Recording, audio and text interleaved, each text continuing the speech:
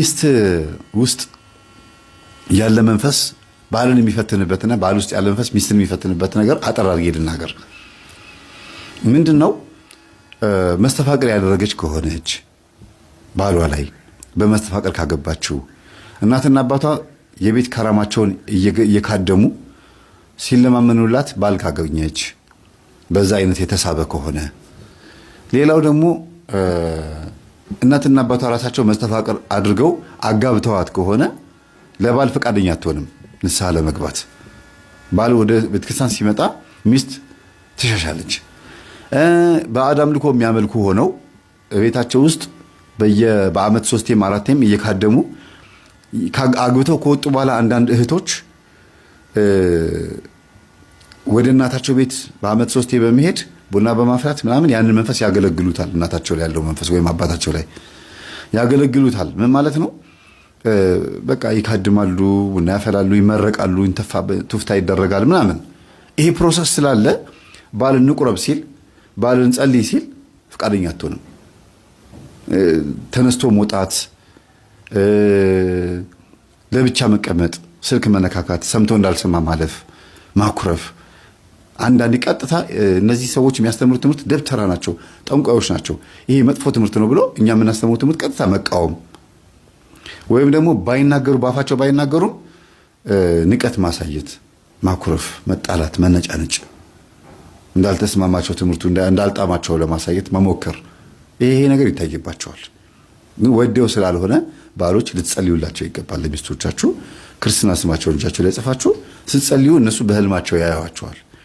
እየሰሙኝም ከሆነ በህልም ካያችሁ እናንተ ሚስቶች ወዳችሁ ስላልሆነ ቀጥታ ለባሎቻችሁ በቃ ግልጹ መናገር ነው።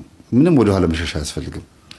ባሎች ደግሞ ብዙ ጊዜ በፖለቲካ፣ በእግር ኳስ፣ በስራ፣ በተለያየ አይነት ኬዝ ምክንያት ሚስቶች የሚያዳምጡትን ትምህርትና የሚኖሩትን መንፈሳዊ ህይወት አትኖሩትም። በዚህ ዘመን መንፈሳዊ ሚስት በጣም በጣም በጣም ብርቅ ነው። ሚስትህ መንፈሳዊ ከሆነች እድለኛ ነህ በእውነት። አንደኛ ነገር ከመንዘላዘል ዳነች፣ አንተም ዳንክ። ከጥርጣሬ ትድናለህ። ልብህ ይረጋል፣ ልብህ ያርፋል። በቃ ምንም ነገር አትጨናነቅም። በዚህ ነገር ሐሳብ ባይሆንብህም እንኳን ልጆችህን ታቆርባለች፣ ልጆችህን ታሳድጋለች፣ በእግዚአብሔር መስመር ውስጥ ታሳድጋቸዋለች። ነገ ፍሬህ ደስ እንዲል ወልደህ ማሳደግ ብቻ ሳይሆን ለእግዚአብሔር ማስረከብንም ታስተምርሃለች። እና ሚስትህ መንፈሳዊ በመሆኗ አትቃወማት፣ ደስተኛ ሁን። ትሂድ፣ ቄስ ጨዋታ አትጮች አትበላት፣ መነኩሲት ምናምን አትበላት። ግድ የለም ነጠላ ለብሳ መሄዷን ውደደው።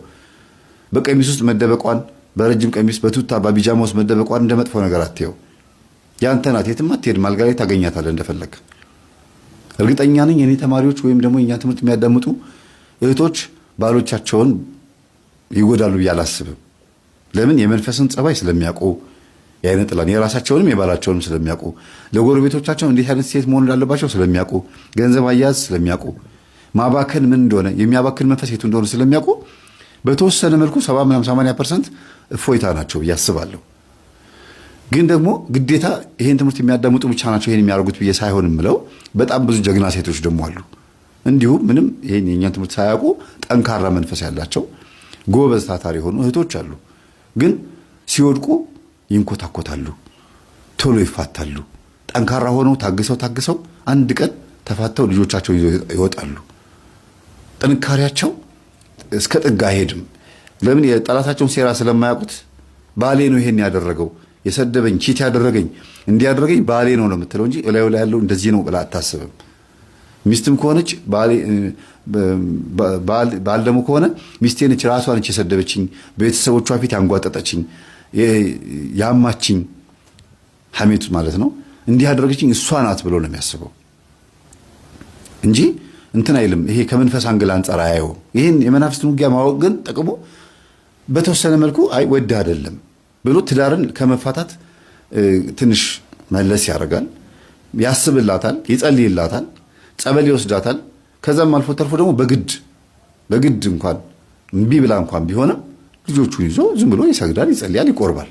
በዛ ልክ ነው የሚኖሩት። አልጋ መለየት ምናምን የሚባለው እኮ የሚመጣው እኮ ላለመፋታት ነው። በነገራችን ላይ የትዳር የመፍረስ የመጀመሪያው ማኮኮቢያው አልጋ መለየት ነው። መፍረሱ አይቀርም። እንደ ዓለማዊ ስታዩት አልጋ ከለዩ በተለይ በወጣትነት መፍረሱ አይቀርም። ወደዚህ አይነት ትምህርት ደግሞ ሲመጡ ደግሞ አልጋ መለየት ብቻ ሳይሆን መጸለይ ደግሞ የሚባል ነገር አለ። ገብታ ትጸልያለች፣ ትሰግዳለች፣ ልጆቿን ታስቆርባለች፣ ቢያንስ በከፊል የቤቱን መንፈስ ትቆጣጠራለች። ቢናገራትም ምን ቢላትም ታግሳ ታሳልፋለች። እሱም ደግሞ ሚስቱ ላይ የሚያየውን ባህሪ ከዚህኛው አንጻር ያየውና ታግሶ ያልፈዋል ማለት ነው። እና ጥቅም አለው፣ በጣም ይጠቅማቸዋል። መስማቱ ይጠቅማል። ሰው ብቻውን አይደለም የሚኖረው ከሆነ ኃይል ጋር ወይ ከመላክ ወይ ከርኩስ መንፈስ ጋር የሚኖረው ብሎ አስቦ ሰውን ጀጅ ከማድረግ መትረፍና እንዲሁም ደግሞ አይ ራሱ ነው የምን በመንፈስ ማሳበብ ነው ራሱ ነው የተናገረኝ ወይም ደግሞ ስለ መንፈስ ባያቁም እንዴት እንደዚህ ትለኛለህ ብለው የሚከራከሩ ሰዎች ዓለማውያን ሰዎች ናቸው። እና ከዛኛው የተሻለ ነው ይሄኛው። እግዚአብሔር የሚረዳችሁም ስታውቁ ነው እኮ ስታምኑ ብቻ አይደለም። እምነት ብቻውን አይደለም። ምግባር ያስፈልጋል፣ ዕውቀት ያስፈልጋል፣ ፈሪሃ እግዚአብሔር ያስፈልጋል፣ ጊዜ ደግሞ ያስፈልጋል። መስገጃ ጊዜ፣ መጸለያ ጊዜ፣ ማስቀደሻ ጊዜ። ሁሌ መሮጥ አይደለም፣ ሁሌ ገንዘብ መሰብሰብ፣ ሁሌ በአቋራጭ መክበር፣ ሰንበትን ሽሮ ገንዘብ መሰብሰብ አይደለም። ቅዳሜም እሑድም ሰርተን በዛም በዚህም ብለን የሰው የድሃም ገንዘብ ቀፍለን ምን ብለንም ልጆቻችንን አሳደግን። አንደኛ የግፍ ገንዘብ ነው። ሰንበትን ሽረንም የእግዚአብሔርን የኃጢአት ገንዘብም ነው። እንደገናም ደግሞ በአንድ በኩል ደግሞ ይሄ ሁሉ ድካም ደክመን ልጆቹ ካደጉ በኋላ ደግሞ መልሰው ሌላ ችግር ውስጥ የሚከቱ ልጆች እንዳይሆኑ ካሁኑ መተሳሰቡ ነው የሚሻለው። ብዙ ሰው ጋር የምንገናኝ ከሆነ ብዙ ጠላት አለብን ማለት ነው። ይወጋችሁ ብዙ ምቀኛ አለብን ማለት ነው። ከጥቂት ሰው ጋር የምንገናኝ ከሆነ ጥቂት ነው ምቀኛችን። ከብዙ ሰው ጋር ግን ስንገናኝ ብዙ ጠላት ነው የሚነሳብን፣ ብዙ መተት ነው የሚደረግብን ማለት ነው። መቼ ነው የምናውቀው? ያው ስንቀጠቀጥ ስንጸልይ እንደ ግንኙነታችን ነው፣ እንደ ስራችን ሁኔታ። ነጋዴም ከሆነ ያው በንግድ ውስጥ ከብዙ ሰው ጋር ስለምንገናኝ ገንዘብ ከዛም ከዚህም ስለምንቀበል በገንዘቡ ይገባል፣ በአይኑም ይገባል። በቃ መስሪያ ቤት ውስጥም ከተቀጠርን ያው ምንገናኝ ከብዙ ሰው ጋር ነው። ያ እንኳን ይሻላል፣ ያ እንዴ ተስተናግዶ ይሄዳል። እዛው ቋሚ ለቋሚው ነው ምቀኛው እንጂ ንግድ ላይ ነው በጣም አስቸጋሪው። ብዙ ሰው የሚመትተው ንግድ ላይ ሲሆን ነው። ነጋዴው ናችሁ፣ ንግዳችሁ ከተወሰነ ጊዜ በኋላ የቀዘቀዘ ከሆነ ተመትቶባችኋል ማለት ነው። በስራችሁ በኑሯችሁ በቃ ታይቷል ማለት ነው። ገንዘባችሁ ታይቷል ማለት ነው። በጣም እንደምትሰሩ አይተዋል ማለት ነው። ገቢያችሁን ለማንም አትናገሩ። አሁን ችግሩ ምን መሰራችሁ? ብዙ ሰው እናገኛለን፣ አፋችንም ለብዙ ሰው የተከፈተ ነው። በቃ ለብዙ ሰው እናገራለን። ገንዘብ አለኝ እንላለን፣ እሰራለሁ፣ ጥሩ ደረጃ ላይ ነኝ እያልን እንናገራለን። በዛ ውስጥ ሰዎች ምቀኝነታቸው ይነሳል። አትናገሩ፣ ምስጢረኛ ሁኑ። ገቢያችሁን አትናገሩ። እንቅስቃሴያችሁ ማንም አይወቀው። ምስጢረኛ ሁኑ። ብሶ በአፉ ነው የሚወድቀው። ዮሴፍ የተሸጠው በአፉ ነው። ዮሴፍ ወንድሞች የሽጡት እኮ በአፉ ነው። እንዴ እናንተ ህልም እኮ አየው ብሎ ሲነግራቸው እንደዚህ ከዋክብት ሲሰግዱልኝ አየው ሲላቸው እንሰግድልሃለን አንተ ልትበልጠን ነው ማለት ነው አሉ። በአፉ ራሱን አሸጠ። ዮሴፍ ያሸጠው በአፉ ነው። ምቀኛው ሆኑበት። የገዛ ወንድሞቹ ናቸው። የገዛ ወንድሞቹ በአፉ ተነሱበት። ህልመኛው መጣ እንግደለው ተባባሉ። ሮቤል የሚባል ወንድሙ አዳነው። ያው ጉድጓድ ውስጥ እንጣሉ ጣሉ። ከዛ በኋላ ሸጡት፣ ለነጋዴዎች ሸጡት። ወደ ግብጽ ተሰደደ። እግዚአብሔር ዓላማ ስራው ግን ዮሴፍ እንደዚህ አይነት መከራ የደረሰበት በአፉ ነው። ብዙ መከራ የሚደርስብን በአፋችን ነው። በቃ ገንዘብ አገኛችሁ በሰው ፊትም አትቁጠሩ። የድሮ አባቶች ጎበዞች ነበሩ። እናቶች አለገ እንዲህ እዚች ከቱና ደረት ኪሳቸው ሲቆጥሩ ዞር ብለው ተደብቀው ነው የሚቆጥሩት። ሌላ እኮ አይደለም፣ ያውቁታል። በአይን ያለውን ሰላቢ መንፈስ ያውቁታል። ሲያይ የሚነሳው ምቀኛ ያውቁታል። አሁን የዘንድሮ ትውልድ ጭራሽ ያሁኑ ልጆች ገንዘባቸውን እዚህ ከኋላ ኪስ ነው የሚከቱት። ይሄ 10 ምናምን ዓመት ውስጥ ያሉ ታዳጊዎች ገንዘብ ከኋላ ኪስ ይከታሉ። ያው እኛ እዚህ እንከታሉ። በቃ ሰው ፊት ነው ገንዘባችን ምንበት ነው።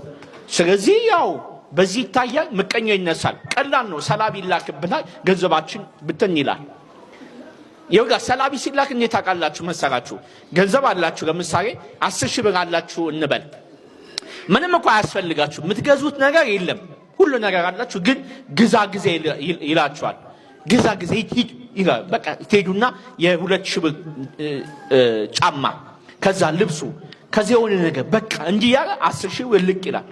ከዛ ቤት ከመጣ እንዴ ለምን ይሄን ገዛሁት? ይሄ እኮ አያስፈልገኝም ነበር፣ ወይንም ደግሞ ይሄን ለመግዛት ፕሮግራሜ እቅዴ አልነበረም፣ እንዴት ገዛሁት ብለን እንደነግጣለን። አያ ሰላቢ ሲላክ እንደዚህ ነው የሚያደርገው። እንዲህ ነው እንጂ ይሄ ገንዘብ እያየ ነው እንጂ ስልብ አይደለም የሚያደርገው። የ100 ብሩን ዕቃ 1,000 ብር ያስገዛናል። 900 ሰለቡ ማለት ነው። በቃ ጋንንት ነው፣ እንዴት እንደሚሰልቡ እሱ ነው የሚያውቀው። ዋናው ብቻ ከእጃችን ማስወጣቱ ነው። ከዛ ወደ አሰለቦ ይሄዳል። ስለዚህ መንቃት ነው። መንቃት፣ ጸልዩ፣ ቀጥቅጡ። የሁል ጊዜ ምክራችን ይሄ ነው። እንደምን ዋላችሁ? በየሀገራችሁና በየግዛታችሁ እንደምን አመሻችሁ? የእግዚአብሔር ሰላም ከሁላችሁ ጋር ይሁን። ኢትዮጵያ ሀገራችንን ከጥፋት ምድራችንን ከጉስቁልና ሕዝቦቻችንን ከስደትና ከረሃብ እግዚአብሔር አምላክ በቸርነቱ በመግቦቱ በማዳኑ ቤዛና በፍቅሩ ሰላም ይጠብቅልን ይያዝልን። ሰላም እግዚአብሔር ከሁላችን ጋር ይሁን፣ አሜን። በዛሬው ርዕሳችን የዛሬው ትምህርታችን መተተኞችና መታቾች ምን አይነት ሰዎች ናቸው ነው። ብዙ ጊዜ እኔ መልካም እሰራለሁ፣ መልካም አደርጋለሁ፣ በጎ ነገር ከህይወቴ አቋርጦ አያውቅም። ለተራበ አበላለሁ፣ ለተጠማ አጠጣለሁ፣ ቸርነትንም እፈጽማለሁ፣ እጾማለሁ፣ እሰግዳለሁ፣ አንዳንድ ጊዜም ለሚያስፈልገው ነገር ሁሉ አስተዋጽኦ አደርጋለሁ በማለት በእኔ ላይ ማንም አንዳች የሚመትትብኝ የለም ብለን እናስባለን። እኔ ላይ ምንም ክፉ ነገር ሊደርስ አይችልም የሚሉም በጣም ብዙ ናቸው። ስለዚህ በዚህ ጊዜና ሰዓት መተት ደግሞ እጅግ በጣም በዝቶ በትውልድ ላይ መከራና አሳር ችግርና አበሳ እየፈጠረ ህይወት ጉስቁልናን እያበዛ በየጊዜው ፈተናዎች እያየሉ ሕፃናቶች ሁሉ በዚህ ክፉ መንፈስ እየተያዙ ጉዳታቸው ጠንክሮ የሰብአዊነት መንፈስና አካሄዳቸው ተበላሽቶ የህይወት መንገዳቸው ሁሉ ጨልሞ ብዙ ነገር ተዛብቶና ተበላሽቶ የምናየውበት ጊዜ ሰፊ ነው። አንዳንድ ጊዜ መፍትሄውን ስንፈልግ ብዙ መንገድ እንሄዳለን። ከዛ መንገዶቻችን አንዳንዶቹም በሳይኮሎጂውም በትምህርቱም በርዕዮተ ዓለሙም በስራችንና አንዳንድ ጊዜ በተማርነው ዕውቀት ሁኔታዎችን እንፈትሽና ጉዳዩ ከአንዳንድ ከራሳችን ጉድለት ብለን መስመሩን አዛብተን እናያለን። ግን መተት ለብዙዎቻችን የመተት አሰራር ግልጽ አይደለም። የመተት ጉዳት የሰብአዊነትን ህይወት ያዋርዳል፣ መንፈሳዊ ብርሃንንም ይከለክላል። አልፎም ተርፎ የህይወት አቅጣጫዎቻችን ላይ ጥላ ያጣላል፣ የእድገት ጉዟችንንም ያጨነግፋል።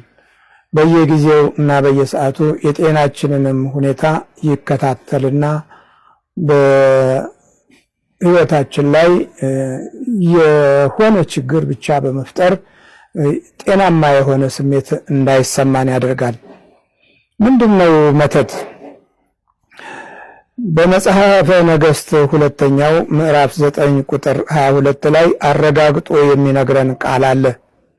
እሱም እንዲህ ይነበባል። ወሶበ ርእዮ ኢዮአራም ለኢዩ ይቤሎ ሰላምኑ ለኢዩ ወይቤሎ እንከ ኢዩ ምንተ ብከ ምስለ ሰላም አኩኑ ዝሙታ ለእምከ ኢያዝብኤል ወሰራቲሃ ብዙሃ። ርዕሳችን ይሄ ነው። ግልሙትናና መተት ሲበዛ ምን ሰላም አለ?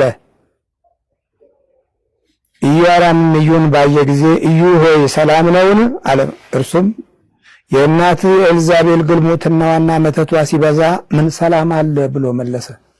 ኢዩ በእስራኤል ላይ የነገሰ አንድ እብድ የሚመስል ነቢይ በችኮላ መጥቶ እግዚአብሔር የተናገረውን ቃል ለመፈጸም በእስራኤል ንጉሥ አሁን ኢዩን በመንፈሳዊት ቅባውና በእስራኤል ላይ ነግሰሃል ይበለው። ከዛ በኋላ የኤልዛቤልን የምትሃትና የአስማት ኑሮ ከልክ በላይ የበዛውን የጉልሙትናዋን የመተት አሰራር ልታዋርድ የምትችል ኃያል ነህ በለው አለው።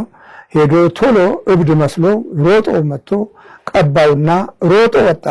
በዚያን ጊዜ ከኢዩ ጋር የነበሩ ሰዎች እንደዚህ ያሉ፣ እንዴ ይሄ እብድ ምንድነው ያለህ? እንዴት ነው ከዚህ እብድ ጋር የተገናኘው? አይ እብድ አይደለም የእግዚአብሔርን ቃል ይዞ መጥቶ በመንፈሳዊ ዘይት ሕይወቴን ቀባው ብሎ ተናገረ። ከዛም በኋላ ኢዩ ተነሳ። ይችን ኤልዛቤል የተባለችውን ክፉ የጣዖት መንፈስና በመዋርትም በመተትም ትውልዶችን የምትበክል አልፎም ተርፎ የእግዚአብሔርን ሕዝብና ካህናቶችን ሁሉ የምታዋርድ በመተቷና በአስማቷ እስራኤልን ምድር ያጎሳቆለች ታላላቅ መንፈሳዊ አባቶችን ያስፈጀች የጣዖትን መንፈስ ያነገሰችና እርኩሳን ኃይላትን እንዲመለኩ ያደረገች በአጋንንት አሰራር የሕይወት ዘመኗን ሁሉ በክፉ አሰራር ዘመኗንና ጊዜዋን የፈጀች የእስራኤል ክፉ ጠላት ሆና የተገኘች ናት ኤልዛቤል። ኤልዛቤል በምትሃት በጣዖት የምትታወቅ ለሟርተኞች እና ለክፉ ነገስታቶች ምሳሌ የምትሆን በመጨረሻም ስትጠፋ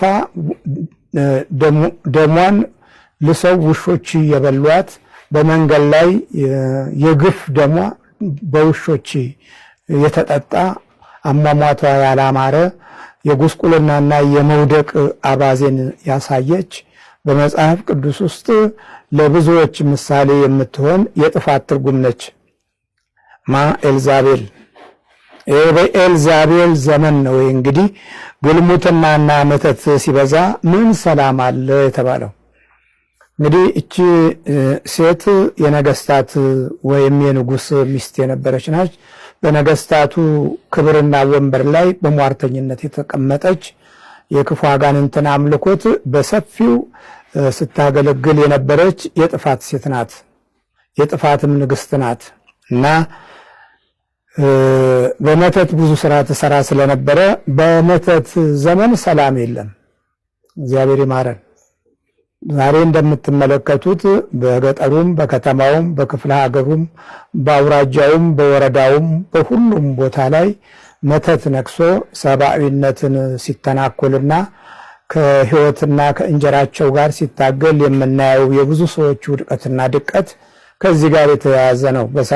በሳይንስና በሳይኮሎጂ በርዕዮተ ዓለም ፍተሻ ያልተነካ በባለሙያ ዶክተሮች ሁሉ ያልተጎበኘና ያልታወቀ እጅግ በጣም በረቀቀ ሁኔታ የጠላትነትን እና በሰውነት ውስጥ ታሪካዊ የሆነ ውድቀትን ሰዎች እንዲከተሉ የሚያደርግ ክፉ የመናፍስት ጥላ አንዣቦ በሰው ልጅ ትውልድ ላይ ትልቅ ጉዳት ሲያደርስ ማንም ያላየው የጉዳት ቦታ ነው።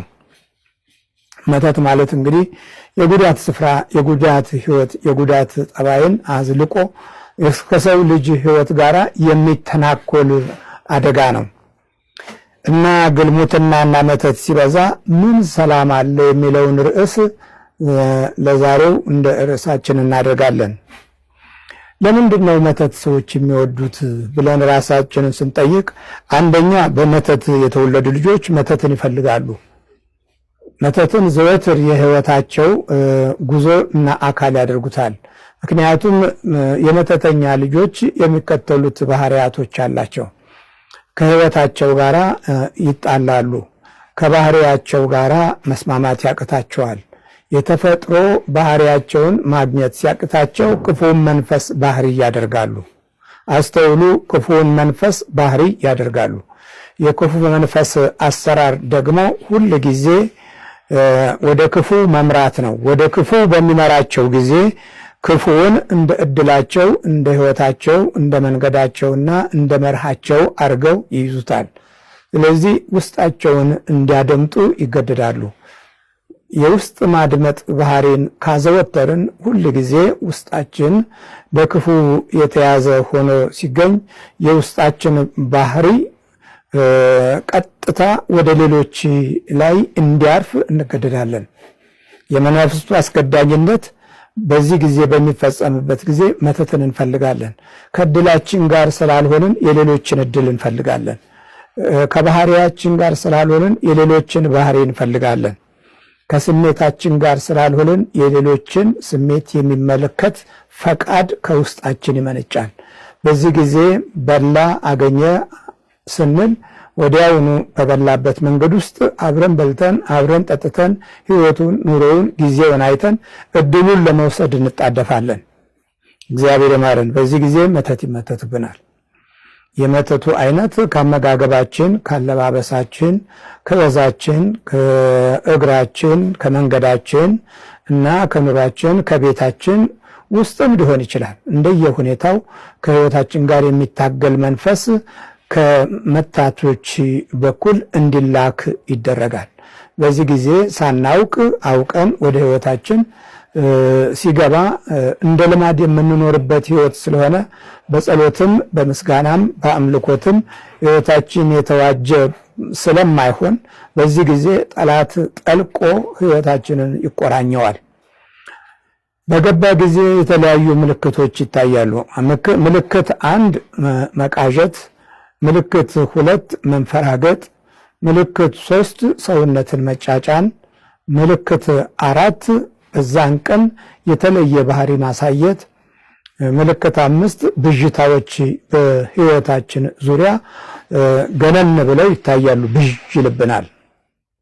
የብዥታ መንፈስ ገና ባህሪያችን እስከሚለማመድ ድረስ ያዝ ለቀቅ ወጣ ገባ እያለ ማንነታችንን ይፈትናል። የማንነትን ፈተና አዝልቆ ይጎዳናል። እግዚአብሔር ምሕረቱን ያብዛልን። ከባድ ነው ይሄ ደግሞ እና በመተት የተወለዱ ልጆች መተትን ይፈልጋሉ፣ ሆን ብለው ይፈልጋሉ። ምክንያቱም ትምህርትን ሲማሩ የመተተኛ ልጆች ትምህርትን ሲማሩ ትምህርትንም ከሰው ልጆች አእምሮ ወይም ህሊናና ልቦና ውስጥ በመተት በመውሰድ ይጠናወታሉ። የራሳቸው የሆነውን ስላጡ የሌላውን ወስደው ችግር ከመፍጠር ወደ ኋላ ማይሉ ይሆናሉ። የሚገርም ነው። በጣም የሚገርም ነው እና በመተት የተወለዱ ልጆች መተት ይፈልጋሉ። ትምህርት ስለሌላቸው የትምህርታቸውን አድማስ የትምህርታቸውን ነገር ለማሟላት ሲሉ በሰዎች እድል ውስጥ ይገባሉ። ይሄ በመተት የተወለዱ ልጆች መተትን ይፈልጋሉ ማለት እናትና አባት መተትን እየመተቱ ኑሯቸው አድርገው የወለዷቸው ልጆች ማለት ነው። እነሱ ወደ ትምህርት ቤት ሲገቡ፣ ወደ ዩኒቨርሲቲም ሲወዱ፣ ዶክተርም ሲሆኑ፣ ወደ ላይ ከፍታውን በርም ላይ ሲወጡ መንፈሱ አብሯቸው ይወጣል። ለምክንያቱም አብሮ ተወልዷል። አብሮ መወለድን ከባህሪያቸው ጋር አድርጓል። ስለዚህ እንዲህ አይነት ጉዳቶች ሰፊ የሆነ አደጋ አላቸው። ሁለተኛ በባዕድ አምልኮ የተወለዱ ልጆች። በባዕድ አምልኮ ጣዖትን በማምለክ የተወለዱ ልጆች ከመንፈሱ ጋር ስለሚወለዱ እድላቸውን እያየ ባህሪያቸውን እየተከተለ ውስጣቸውን በማሳጣት ሲፈትናቸው የህይወታቸው መሰረታዊ ነገር ራሱ መንፈሱ ይሆናል። በዚህ ጊዜ መታቾች ይሆናሉ። በሌላው እርሻ፣ በሌላው ኑሮ፣ በሌላው ቤት፣ በሌላው ሀብትና ሌላው ባገኘው ነገር ላይ ይቀናሉ። ይሄ ቅናታቸው ደግሞ ጉዳት ያመጣል፣ ኃይለኛ ጉዳት ያመጣል። የጉዳቱ ጠባዮች ልዩ ልዩ ናቸው። አንዳንዶቹ እድልን በመውሰድ እውቀትን በመውሰድ እንጀራን በመውሰድ ወይም ገበያንና ንግድን በመውሰድ ወይም የትምህርት ባህሪን በመውሰድ ላይ የተሰለፉ እንዲሆን ያደርጋቸዋል። በዚህ ጊዜ መተትን የሚመቱት ይሆናሉ። የራሳቸውን ሳያገኙት ሲቀሩ የሌሎችን ህይወት ገብተው ይለማመዳሉ። በሌሎች ህይወት ውስጥ ገብተው ጥቃት ይፈጽማሉ። ይሄም ሌላው ትልቁ ጉዳት ነው። እግዚአብሔር ይማረን። ትልቅ አደጋ ውስጥ እንገኛለን። በባዕድ አምልኮ የተወለዱ ልጆች መተትን ያፈቅራሉ። መተት የህይወታቸው አንዱ ገበና ያደርጉታል። የህይወታቸው አንዱ መለያ ያደርጉታል። በየጊዜው የሚፈትናቸውን መንፈስ ከባህሪያቸው ጋር ስለሚያዛምዱ መውጫ መግቢያውን ሁሉ የሚመለከቱት ወደ ሌሎች ህይወት ላይ ይሆናል። ሲወጡ ሲገቡ የትኩረት አቅጣጫቸው ሌሎች ላይ ይሆናል። ስለዚህ የያዛችሁትን የነካችሁትን ያያችሁትን እየተከታተሉ እነርሱም ያያሉ። ገበያችሁን፣ እንጀራችሁን፣ የኑሯችሁን መሰረት ማጥናት ይጀምራሉ። በዚህ ጊዜ የህይወት ጉስቁልና በባህሪያቸው ውስጥ ስላለ ያንን ጉስቁልናቸውን ለእናንተ ሰጥተው እናንተ እንድትጎሳቆሉ ይፈልጋሉ። በእናንተ ጉስቁልና ላይ የነሱን እንጀራ ያሳድጋሉ። ስልጣንም ይሆናል፣ ማዕረግም ይሆናል፣ ዕውቀትም ይሆናል። ስለዚህ ዕውቀትም ስልጣንም ማዕረግም በእናንተ እድል ውስጥ ቦታ ሳይኖረው ስለሚቀር እነሱ የእናንተን እድል ወስደው ከፍታቸውን ያደላደላሉ። መጨረሻቸው ግን የማያምርባቸው ድቀት የበዛባቸው ናቸው። በዚህ መንገድ የሄዱ ብዙ የጣዖት ልጆች በአብዮቱ ዘመን የነበረውን የመሪነት ቦታ በትልቅ ማዕረግ ተቀብለውት ነበረ። በትልቅነታቸውም ብዙ ጉዳት ፈጽመዋል። ለበረከት መሆን አቅቷቸው ትውልድን ለመጣል ለማጥፋት የሚወስኑ የነበሩት ሁሉ ከዚሁ በስተጀርባ የተወለዱ ናቸው። በመሪነት ደረጃ ሁሉ የነበሩትን ወደ ቤተሰቦች ገባ ብለን ስንመለከት ከጣዖታት አንጻር ሕይወታቸው የተያዘና በመናፍስት ቁራኛ ውስጥ ገብተው የተወለዱ ልጆች ለሀገር መጥፋት፣ ለታሪክ መበላሸት፣ ለክህደትና በቤተ ክርስቲያን የቅድስና መንፈስ ላይ እርግማንንና ጥፋትን፣ ቅራኔንና የክፉ አስተሳሰብ እርግማንን ለማኖር እድል ያገኙት በዚሁ መንገድ ነው። እግዚአብሔር በረከቱንና ማስተዋሉን ጸጋውንና ሞገሱን ለምድራችንና ለሕዝባችን ከንጹሕ አምልኮት ጋር ይስጥልን እንጂ እጅግ በጣም ከባድ ነው። ለባዕድ አምልኮ የተወለዱ ልጆች የዚህ አይነት የክፉ መንፈስ አደጋ ውስጣቸው ስለሚያንዣብብ ለመተተኝነት አሰራር ቅርብ ናቸው። ሶስተኛው ክፉ መንፈስን ከተዋረሱ የተወለዱ ክፉ መንፈስን ተዋርሰው ልጆች በሚወልዱበት ጊዜ በተዋረሱት መንፈስ ልክ ልጆችን በስተው ቢወለዱ እንኳ እያንዳንዳቸው የየራሳቸው የሆነ ጥፋት አብሯቸው ይወለዳል። አንዳንዶቹ መተት መትተው ብዙዎችን ለማጥፋት፣ አንዳንዶቹ የሰውን እድልን አበላሽተው መቅኖቢስ ለማድረግ፣ አንዳንዶቹ በሰው መከራ ውስጥ ገብተው የሰውን መከራ በተለያየ አይነት መንገድ ለማብዛት፣ በድንገተኛ ጥፋትም የሰው ሕይወትን ለመገበር የመሳሰሉትን ችግሮች የሚፈጥሩ ይሆናሉ። ከክፉ መንፈስ የተዋረሱ ሰዎች ማለት ተዋርሰው ይሄ ነው እንግዲህ እድላችን ብለው ከመንፈስ ጋር ተማምለው መናፍስትን ገዢዎች አድርገው የሚኖሩ ሰዎች ማለት ነው። ለምሳሌ እንዲህ አይነት ሰዎች የሚዋረሱት ዕውቀት ሰጥተኸኝ አክብረኝ፣ ሞገስ ሰጥተኸኝ በሕዝብ ተፈሪ አድርገኝ፣ በስልጣኔም በማዕረጌም ከፍ ብዬ እንድኖር አግዘኝ፣ በራሴ ላይ የሚነሱትን ጠላቶችን ከእግሬ በታች በግርማ ሞገስ አማካኝነት በቁጥጥር ስር አውልልኝ ብለው የሚታገሉ ከመንፈስ ጋር የሚዋረሱ ማለት ነው። መንፈስን ከዚህ ትግል ጋር አያይዘው ሌሎችን የሚታገሉ በመንፈስ በተሰወረ ባልታወቀ መንገድ ሕይወትን መጉዳትን የራሳቸው የባህሪ አካላቸው አድርገው እንዲይዙ መንፈሱን ከውስጣቸው በመሐላ ይቀበሉታል፣ በመሐላ ይይዙታል ማለት ነው። እና ክፉ መናፍስቶችን የተዋረሱ ሰዎች እንዲህ አይነት ሰዎች የወለዷቸው ልጆች መተትን ይወዳሉ። ለመተት እጅግ በጣም ቅርብ ናቸው። መተት ብቻ ሳይሆን በተዋረሱት መንፈስ አይነት የቡዳነት ክፉ መንፈስም ይጠናወታቸዋል። ባህሪያቸውን ይቆጣጠራል፣ ሕሊና ልቦናቸውን ይይዛል። ከዛ በኋላ የእናንተን ኑሮ በጥልቀት የማየት የመንፈሱ እድል ሰፊ ነው። በትናንሽ ሐሳቦቻችሁ መካከል የሕይወታችሁንና የድላችሁን መስመር ያገኙታል። ሰላማዊ መስለው ወዳጅ መስለው የቅርብ ዘመድ ረዳት አጋዥ መስለው ለተወሰነ ጊዜ ፍቅረኛሞች የሚመስሉበትም አጋጣሚ ሰፊ ነው። ስለዚህ ከእንዲህ አይነት የሚወለዱ ልጆች ለመተተኝነት አሰራር ቅርብ ነው።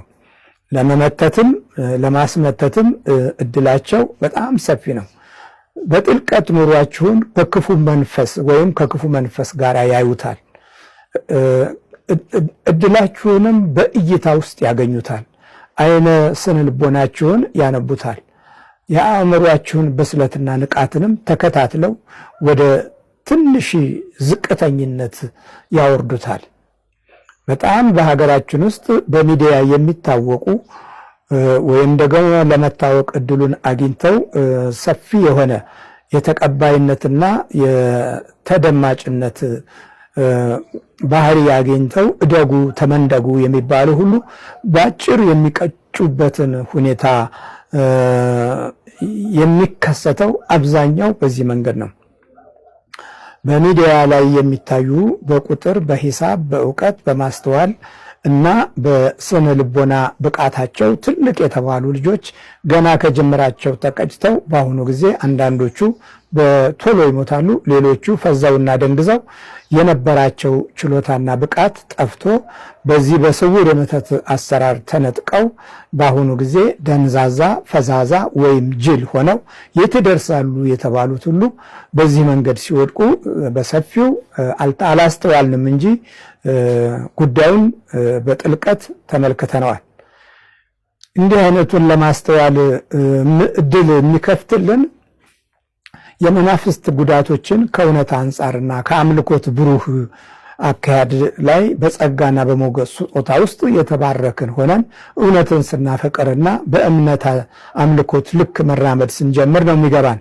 ከዛ ውጪ በዚህ በተለያየ በንባብ በምናገኘውና በዚህ ደፍተራዊ በሆነ ሐሳብ ውስጥ እዛው እየደገምክ ኑር በሚለው አይነት አካሄድ ብቻ ከሄድን ይህን አይነት መገለጥ ልናገኝ አንችልም። ዝም ብለን እየደገምን እንድንኖር ድግምታዊ እንሆናለን። ደጋሚነት ብቻ ይሆናል። ደጋሚነት ጸሎት አይደለም። ደጋሚነት እንዳንረሳው የማስታወስ ሐሳብን የያዘ ነው እንጂ መድገም ጸሎት አይደለም። ድገመው ብዙ ዘመን ደግመናል። ከጠላትም ከጥፋትም ከውርደትም ከጥቃትም አላዳነንም። በመገለጥ ኃይልም አላደግንም። በተስፋው ቃል ጽናትም በኩል ብሩህ የሆነ ፍቅርና የአባትነት ሞገስንም አልጨበጥንም። እዛም እየረገጥን በጥቅም ስነ ልቦናችን እየተገዛ የውስጥ አይነ ህሊናችን እንደጨለመ ጉዳትን እንዳዘልን እንሰቃያለን። እግዚአብሔር ማስተዋሉን ይስጠን። ሶስተኛው ከክፉ መንፈስ የተዋረሱ ሰዎች ሲወለዱ እንዲህ አይነት መተት አፍቃሪዎች ይሆናሉ። መተት ወዳጆች ይሆናሉ። መተትን የሚወዱ፣ መተትን የሚይዙ፣ መተትን የሚያፈቅሩ፣ መተት ከህይወታቸው አንደኛው አካል የሚያደርጉ ይሆናሉ። አራተኛ ክፉ መናፍስቶችን ዘር ካደረጉ ቤተሰቦች የተወለዱ። ክፉ መናፍስትን ዘር ማድረግ፣ ክፉ መናፍስት ዘር የሚሆነው በደም የሚጋቡ በደም የሚያመልኩ ከደም ጋር የተያያዘ ግብር የሚሰጡ እነዚህ ከደማቸው ጋር ተያይዞ ዘራቸው ይሆናል።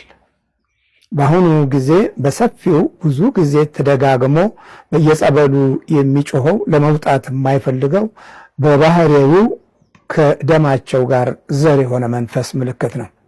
ደም ሰጥተው ደም ገብረው ከደማቸው ጋር ማዋሃድ፣ የእንስሳት ደም፣ የሰው ደም፣ የልዩ ልዩ የአራዊቶች ደም በመስጠት ገብረው ከደማቸው ጋር ማዋሃድ።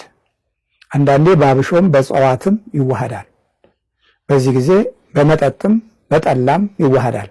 በእንደዚህ አይነት የተዋሃዳችሁ አባቶች እንደገና ራሳችሁን አስተውሉ። ነገሩ ወደዚህ መንፈሳዊ ነገር አትመጡም። እውነት ወደሚነገርበት ሁኔታ ውስጥም ብቅ አትሉም። ችግሩ አንዱ ይሄ ነው። እውነትን ለመፈለግ አቅም የላችሁም። አቅማችሁ እጅግ በጣም ደካማ ነው። ስለዚህ ከመናፍስት ዘር ጋር የተወለዱ መተትን ይፈልጋሉ፣ መተተኛም ይሆናሉ። መተትንም ይመትታሉ። በሌሎች እድል ገብተው ክፉ ዘመንን ክፉ ጊዜን በሰው ልጆች ሕይወት ላይ ያመጣሉ። አምስተኛ በፍልስፍና አምላክን ከካዱ የሚወለዱ መተትን ይፈልጋሉ። በፍልስፍና ሲደናበሩ ከቆዩ አባቶችና እናቶች የተወለዱ ምሁራን ነን፣ ዶክተሮች ነን፣ ፕሮፌሰሮች ነን፣ የፖለቲካ ሳይንስ የርዕዮተ ዓለም ሳይንስ በኩል አልፈን የነቃነን የበቃነን የሚሉ ብዙ ጊዜ የአምላክ ስም አይስማማቸውም። የፈጣሪ ስምን አይወዱም፣ የአምላክን ስም አይወዱም። አምላክ ሲነሳ ይስቃሉ፣ ይቀልዳሉ። ፈጣሪ ሲባል ያሾፋሉ። በዚህ ሹፈታቸው ባህሪ ውስጥ የተገኙ ልጆችና ከእንዲህ አይነት አካለ ስጋና ደም የተገኙ ልጆች እድል የላቸውም። እድል ስለሌላቸው የሰዎች እድል ውስጥ ይገባሉ። ስለዚህ መተተኞችና አስማተኞች ይፈልጋሉ። የነሱ ስለጠፋ እየተማሩ ስለማይገባቸው፣ እየሰሩ ስለማያገኙ፣ እየነገዱ ስለማያተርፉ ሌሎች የሚያተርፉትን ሰዎች ሕይወት ይነካሉ። ለዚህ ነው የዚህ ዓለም ገዢ የተባለው ክፉ መንፈስን ለአገልግሎት ይፈልጉታል። መድኃኒታችን ኢየሱስ ክርስቶስ ሲመጣ የዚህ ዓለም ገዢ ነበር ያለው በዮሐንስ ወንጌል ላይ። በእኔ ላይ ግን አንዳች የለውም ነው ያለው። አንዳች በእኔ ላይ ስልጣን የለውም ነበር ያለው። ዛሬ የዚህ ዓለም ገዢ መሆኑን ረስተን ሰይጣን በስመ አብ ስንለው ይርቃል እያልን የምንሰብከው ትውልድ አረመኔዎችን ለመውለድ እድሉን አግኝቷል። አብያተ ክርስቲያናት የመናፍስትን ጉዳት በጥልቀት ለማየት በንጹህ ሕሊናና በብሩህ አእምሮ በማስተዋልና በአምልኮት በሚገኝ ሞገስና ጸጋ በተገቢ ሁኔታ ለመረዳት ጊዜንና ሰዓትን አላገኘንም። ይህም ደግሞ ሌላው ትልቁ ችግራችን ነው። ስድስተኛ ከስልጣን ግፍ የተወለዱ ልጆች መተትን ይፈልጋሉ። ከስልጣን ግፍ የተወለዱ ልጆች መተትን ይፈልጋሉ። ይህም ሌላው ትልቁ ጉዳት ነው። የስልጣን ግፍ ወደ ሰይጣን፣ ወደ አጋንንትን፣ ወደ ዛር ውላጅ እና ወደ ጠንቋይ፣ ወደ አስማተኛና ወደ ቃልቻ ነው የሚወስደን። ለምን? የተወለድባት የስልጣን ግፍ ብዙ ቦታው ላይ የራሳችን የሆነውን እንድናጣ ሆነን እንድንቸገር እድሉ ሰፊ ነው። ምክንያቱም የቤተሰቦቻችን በደልና ሸክም ትውልድ ላይ ያርፋል። በዛሬው ዘመን ደግሞ ከትምህርት ቤት በቀላሉ ተበላሽተን ስለምንወጣ ከቤተሰቡ ክፉ ባህሪ ጋር ተያይዞ ከክህደቱም ከፍልስፍናውም ጋራ በቅርብ ለመገናኘት ስለምንችል በዚህ ጊዜ ለእምነት፣ ለጸሎት፣ ለአምልኮት የምንሰጠው ግምት እጅግ በጣም የወደቀና የተሳሳተ ይሆናል። ስለዚህ የሰው ዕድልን በመውሰድ የሕይወት በረከትን በመንጠቅ ብዙ ሳይደክሙ ሀብትና ስልጣንን ገንዘብም ለማግኘት ዝናንና የትልቅነት ኩራትን የሕይወታችን አካል ለማድረግ ረጅም መንገድ እንሄዳለን። ይሄ ራሱ አንድ ትልቁ ጉዳታችን ነው። ስለዚህ እንዲህ አይነቱን ክፉ አካሄድ የሚለምዱት በዚህ አይነቱ መንገድ ነው።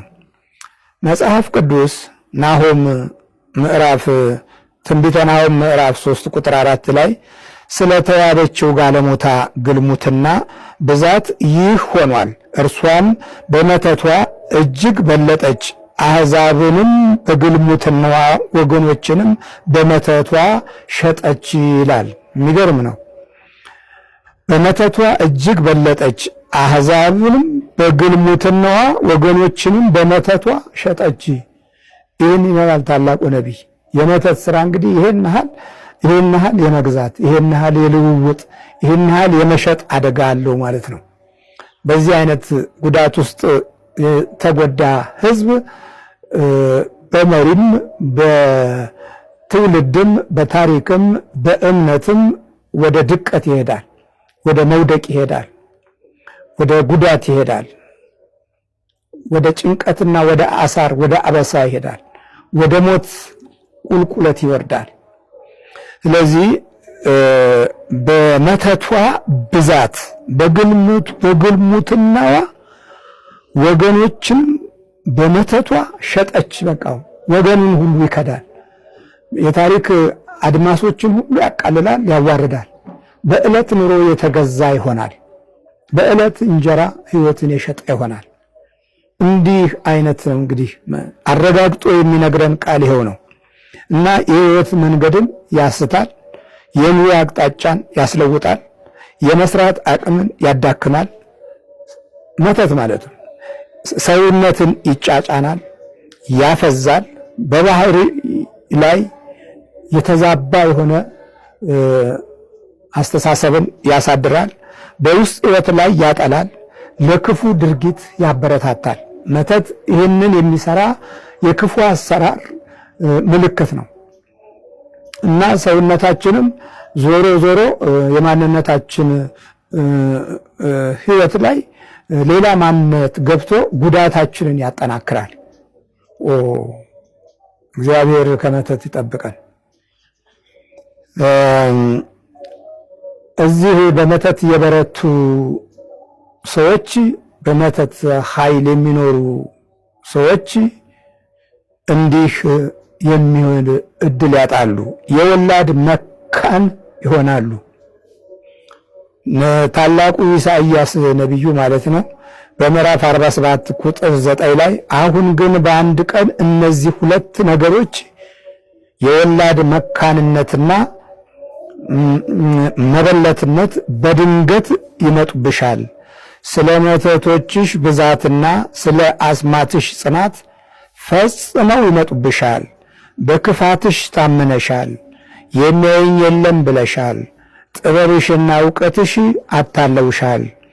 በልብሽም እኔ ነኝ ከእኔ በቀር ሌላ የለም ብለሻል። የማታውቂውም ጉስቁልና ድንገት ትመጣብሻለች ይላል። አንደኛ በአንድ ቀን እነዚህ ሁለት ነገሮች የወላድ መካንነትና መበለትነት በድንገት ይመጡብሻል ይላል። ስለምን? ስለ መተተኝነት፣ በመተት ምክንያት ዛሬ አብዛኛው የወላድ መካን ሆነናል። አንዳንዶቻችን ልጆቻችን በበሽታ አልቀውብናል። አንዳንዶቻችን ልጆቻችን በጦርነት አልቀውብናል፣ አልቅሰናል። አንዳንዶቻችን በቁመና እያሉ በአመል በሱስ ተበላሽተው አጥተናቸዋል። አንዳንዶቻችን በዘመኑ መድኃኒት በክትባቱም በምኑም የውስጥ ሕሊናቸው ተቃጥሎ የማሰብ ችሎታቸው ጠፍቶ የጥፋት ቤተ ሙከራ መሆናቸውን የሚያረጋግጥ ሆኖ በምዕራባውያን እና በስውር መንፈስ በሚመሩ ወገኖች ትውልድ አጥተናል። አንዳንዶቻችን እያሉ የሌሉ ልጆች አሉን። አንዳንዶቻችን በቁመና ስናያቸው አሉ፣ ስራ ላይ ናቸው፣ ገንዘብ አላቸው፣ ሀብት አላቸው። ግን በእኛ ድህነት ውስጥ ሌላ ድህነት ናቸው፣ ሌላ ችግር ናቸው፣ ሌላ ስቃይ ናቸው። አይደግፉንም፣ አይጦሩንም፣ አያግዙንም፣ አይረዱንም፣ አያጽናኑንም።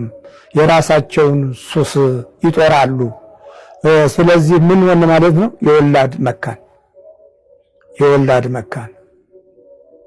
የወላድ መካን ስለሆንን ታሪካችንን አመከኑት፣ እምነታችንንም አመከኑት፣ መጽናኛችንንም አመከኑት፣ መጮኻችንንም አመከኑት፣ እድላችንንም አመከኑት፣ ሐሳባችንንም አመከኑት፣ ዕውቀትና ትምህርታችንንም አመከኑት። ስለዚህ የወላድ መካን ከዛም አልፎ ተፈሩ። ሁለተኛው መበለት ትሆናላችኋል። መበለት በቃ ምንም የሌላት ባዶ፣ ኑሮው ባዶ፣ ቤቱ ባዶ፣ ጊዜው ዘመኑ ባዶ፣ ጓሮ ባዶ፣ መውጫው ባዶ፣ መግቢያው ባዶ የወላድ መካን ትሆናላችሁ። ስለምን? አሁን ግን በአንድ ቀን እነዚህ ሁለት ነገሮች የወላድ መካንነትና መበለትነት በድንገት ይመጡብሻል። ስለ መተትሽ ብዛትና ስለ አስማትሽ ጽናት፣ ስለ ፈጸምሽው በደል ፈጽመው ይመጡብሻል፣ አይቀሩም። ዛሬ እኛ ላይ አልቀረም። የወጣ አይመለስም፣ የገባም ተኝቶ ይቀራል። ተወልደን አድገን ሰው መሆን አቃተን። የሰው መሆን እድልን መያዝ ምንችልበትን የአባትነትና የእናትነት ጸጋ አጣን። የጉስቁልና ዳርቻዎች የኑሯችንም የጊዜያችንም የሕይወታችንም ልብስ ሆነ። እነዚህ ይመጡብሻል አለ። የመተቶች ሰዓት መቼ ነው? የመተቶች ሰዓት በጨለማ ነው። በጨለማው በኩል ነው። ሁሉ ጊዜ ሰዎች ተኝተው ከ6 ሰዓት እስከ 9 ሰዓት ድረስ የመተት አሰራሮች ይከናወናሉ። የመተት አሰራሮች የጨለማውን መንፈስ ተገን ያደረጉ ናቸው። የጨለማውን ጊዜ ተገን ያደረጉ ናቸው። ታላቁ ኢዮብ በምዕራፍ 28 ቁጥር 3 ላይ ሰው ለጨለማ ፍጻሜን ያደርጋል ይላል። ሰው ለጨለማ ፍጻሜን ያደርጋል። አይገርማችሁ? ሰው ለጨለማ ፍጻሜን ያደርጋል። ወይ ታሪክ! የሚገርም እኮ ነው።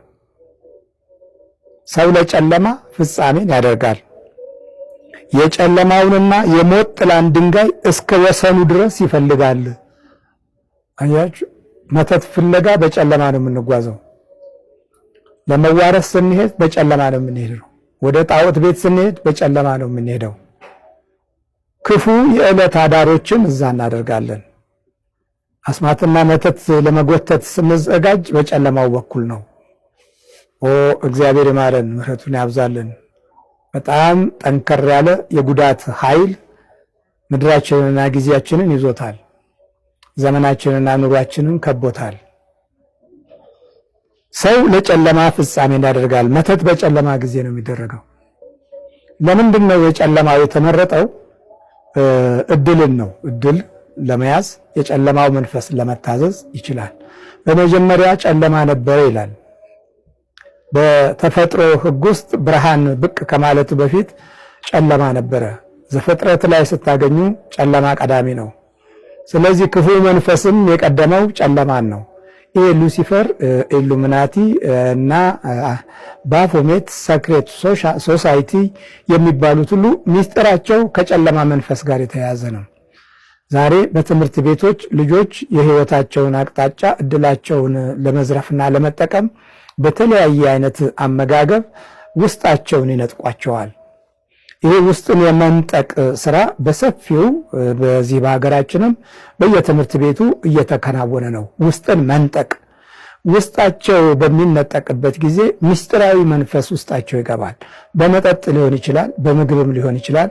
በተለያየ የችሮታ አመጋገቡ ውስጥ የዚህ ውስጥን የሚነጥቅ መንፈስ ተዳብለው እንዲገቡ በልዩ አሰራር የጨለማው ልጆች ይህንን ስራ ይፈጽማሉ። አቤት ጉድ እኮ ነው። ስለዚህ ልጆች ምስጢር የሚጠብቁ ይሆናሉ። ቢያጨሱም ቢቅሙም የተለየ ስጦታ ቢሰጣቸውም እድሜ ልካቸውን ለቤተሰቦቻቸው የማይናገሩት የውስጥ ጨለማ የሆነ ይዞታ ያለው ወደ ውጭ የማይወጣ ሐሳብ ይዘው ውስጣቸው ያስቀምጡታል። ከዛ በኋላ ትምህርት አይገባቸውም፣ ዕውቀት አይገባቸውም። ምኞታቸውም መሻታቸውም ሁሉ ድብቅ ነው። የመገለል ባህሪ አላቸው። ዘወትር ከናንተ ራቅ ብለው በዚህ በዘመኑ ባመጣው ሞባይል ላይ እድሜያቸውን ይፈጃሉ። ጊዜያቸውንም ሰዓታቸውንም ከዚሁ ጋር የእውቀት መዳረሻቸውንም ይሄው ያደርጋሉ። እግዚአብሔር ይማረን። በእውነት ብዙ ቦታ ላይ ትውልዳችን በመተት ታስሯል። እና ሌላው በጣም ደግሞ ትልቁ ችግር በቤተ እግዚአብሔር ውስጥ ቦታ የሚይዙት ከዚሁ መንፈስ ጀርባ የተወለዱ ናቸው። ብዙዎቹን ሳጠና ከግርማ ሞገስ ካላቸው አባቶች አንቱ ተብለው በእውቀት የላቀ ስፍራ ተሰጥቷቸው መምህሬ፣ ሊቀ ሊቃውንት፣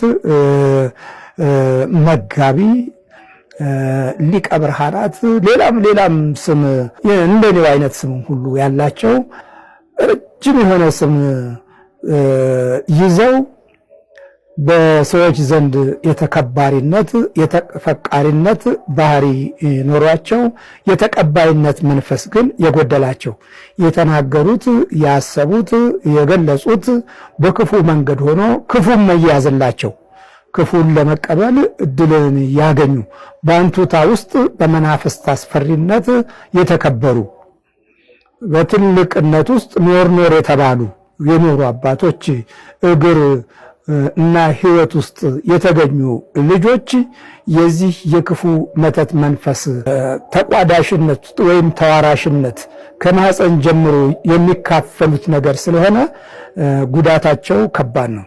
ወደ ቤተ እግዚአብሔር ሲገቡ አባቶች ሲሆኑ መከራ የሚያሳዩ አባቶች ናቸው። አንደኛ እውነት አይገባቸውም። ሁለተኛ ቃለ እግዚአብሔር ለሚኖሩበትና ጊዜ ለሚያሳልፉበት እንጂ በውስጣቸው የሚያምኑትና የሚተከብሩት የሚፈልጉትና የሚሹት አይደለም። እንደ ነገሩ ብቻ ለዕለት ኑሮ ለትልቅነታቸው ማስፈራሪያና በያዙት ስልጣን ሰዎችን ለመጉጃ ያረጉትና ያልፋሉ። ሲያልፉም መከራ አይተው መከራ አስተምረው ችግር አስተምረው ስቃይን አስተምረው ያልፋሉ። አምላካችን ከእንዲህ አይነቱ ክፉ የስነ ልቦና እና የተፈጥሮ የመዋረስ ጉዳት እግዚአብሔር ያድነን። አምላካችን ይታደገን። ሰው ለጨለማ ፍጻሜን ያደርጋል። አያችሁ፣ ይገርማል እኮ ሰው ለጨለማ ፍጻሜን ያደርጋል። የጨለማውንና የሞት ጥላን ድንጋይ እስከ ወሰኑ ድረስ ይፈልጋል አለ ኢዮብ። እውነት ነው። መተት በዚህ ጊዜ ይከናወናል። መድኃኒታችን ኢየሱስ ክርስቶስ የሰጠንን ተስፋ ደግሞ እንመልከትና መተት ፈላጊዎች እና መታቾች ሆይ እባካችሁ የትውልድ መከራ አትሁኑ። መተት ፈልጋችሁም የልዑል እግዚአብሔር አምላክ ሞገስ ጎድሏችሁ አትሰቃዩ። ከጸጋው በረከት ርቃችሁም በእግዚአብሔር ቤት እንቅፋትና ችግር አበሳ ሆናችሁ አትቀመጡ። የተስፋው ቃል እናንተ በእውነት ለምትሰሙትና የወንጌል ብርሃንን የምትፈልጉ ወገኖች እንዲህ የሚል ቃል ታገኛላችሁ። የተሰጠን ተስፋ በሮሜ 13 ቁጥር 12 ላይ እንዲህ ይላል፣ ሌሊቱ አልፏል፣ ቀኑም ቀርቧል። የጨለማውን ሥራ አውጥተን የብርሃን ጋሻ ጦር እንልበስ ይላል። ሌሊቱ አልፏል። በቃ ሌሊት ተስፋ የምታደርጉ ሌሊት እርኩሳን መናፍስትን ለመጥራት በየወንዙ በየሸለቀው በየጉዳጉዱ በየጫካው በየጽዋቱና በየሸለቆው የምትሮጡ ሌሊቱ አልፏል፣ ዋጋ የለውም ባካችሁ። እኔም ጽፌያለሁ። ሌሊት የወሰደኝ ደፍተራ ነበረ እኮ ሌሊት ወስዶኝ አጋንንትን ሲጎትት አኩርፎ እየተበሳጨ መንፈሱ ዞር በልልኝ ብሎት ተናዶ ተመልሷል። እኔም እኮ ብዙዎች ፈትኛለሁ። የሚገርም ነው። የሌሊት መንፈስ አልፏል። ይሄ ቃል በእውነት እንዲህ ብሎ ያረጋግጠናል። የተሰጠን የተስፋ ቃል ሌሊቱ አልፏል፣ ቀኑም ቀርቧል። የጨለማውን ሥራ አውጥተን የብርሃን ጋሻ ጦር እንልበስ። የብርሃን ጋሻ ጦር እንልበስ። ድንቅ ነው። የብርሃን ጋሻ ጦር እንልበስ።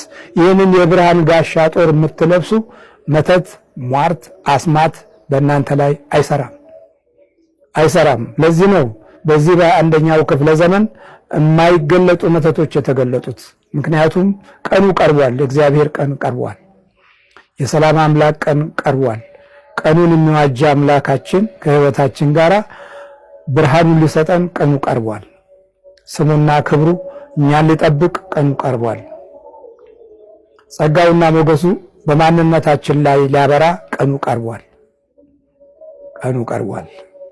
ስለዚህ የብርሃን ጋሻ ጦር እንልበስ። ለዛውም እኮ ጋሻ ነው። ጋሻ ጦር እንልበስ። እሱን እንልበስ። ጋሻ ጦር ነው፣ የብርሃን ነው። ይህ የብርሃን ጋሻ ጦር ኢየሱስ ክርስቶስ ነው። ኢየሱስ ክርስቶስን ልበሱት ይላል። እሱን ከለበስን አያችሁ መተት አይሰራም፣ ሟርት አይሰራም። ሊፈትሹብን ይሞክራሉ፣ ሊያዩብን ይሞክራሉ። በዚህ በሰሜኑ ግዛት እኮ አብዛኛው ከጭካኔው መደንደን የተነሳ ከጭካኔው መበርታት የተነሳ መተትን በእህቱ ላይ የሚሞክራለሁ፣ መስተፋቅርን በዘመዱ ላይ የሚሞክር፣ በቤተሰቡ ላይ የሚሞክር፣ በጎረቤቱ ላይ የሚሞክር፣ አሳበድኳት፣ አከነፍኳት እንዲህ የሚል ጨዋታ የብዙዎቹ የንግግር ድምጾች ወደ ቤተ እግዚአብሔር የቀረቡ ልዩ ቃላቶች እኮ ሆነዋል። እንዲህ አይነት ቋንቋዎች ልክ አስገባሁት፣ አራራጥኩት፣ አስቃዠሁት፣ አሰርኩት፣ ስነ ልቦና አጠፋሁበት፣ ቃለ እግዚአብሔር ከሱ እንዲለይ ያደረግኩት፣ እንዳይቆም አረግኩት፣ ወገቡን አሽመደመድኩት፣ ሐሳብ አስጠፋሁበት፣ ሲቀድስ ድምፁን አበላሸሁበት የሚሉ እንደ ትልቅ ጀብድ ቆጥረው ይህንን ክፉ የመተት አሰራር እንደ ግርማ ሞገስና እንደ ታላቅ ጀብዱ የሚያወሩ ብዙ አባቶች በትልቅ ቦታ ላይ የዕለት ቋንቋቸው አድርገው ሲናገሩ እኮ እንሰማቸዋለን። ልክ አስገባሁት፣ በድሎ የነበረ አሁን የበደለኝን ያህል ተበቀልኩት የሚሉ እኮ አባቶች ብዙ ናቸው። እባክህ ይሄንን ሰው አርቅልኝ፣ እባክህ አንድ ነገር አድርግና የሚገባውንም እከፍላለሁ የሚሉም አሉ እኮ። አቤት አቤት! ትውልድ አጥፍተናል። የዛ መጥፊያ ዋጋ የአሁኑ ዘመን ውድቀት የክፋታችንና የተንኮለኝነታችን ነጸብራቅ ነው። የአሁኑ ዘመን በዕድሜ አለመቆየት፣ በአጭር የትውልዱ መቀጨት አበሳ የውስጥ ክፋታችን የመገለጡ ሚዛን መለኪያ ነው። ስለዚህ ወገኖች የብርሃን ጋሻ ጦር እንልበስ። የተሰጠን ተስፋ ይሄ ነው። በዚህ ተስፋ ውስጥ ተባርከን ተቀድሰን ወደ ትውልድ የሚያልፍ ሞገስና ጸጋ ይዘን የበረከትና የኃይል የጸጋና የሞገስ ትውልድ፣ ሕዝብ፣ አገር እንድናፈራ ልዑል እግዚአብሔር ኢየሱስ ክርስቶስ ይርዳን፣ ይርዳችሁ። አሜን። ሰላም እግዚአብሔር ከሁላችን ጋር ይሁን። ሁላችንንም በምሕረቱና በቸርነቱ ይባርከን። አሜን። አዳም ወዴት ነህ ያልከኝ፣ በፍቅር ድምፅ ፈለከኝ። አልብሰኝ ነጩን ልብስ፣ እወድሃለሁ ኢየሱስ፣ አከብረሃለሁ ክርስቶስ።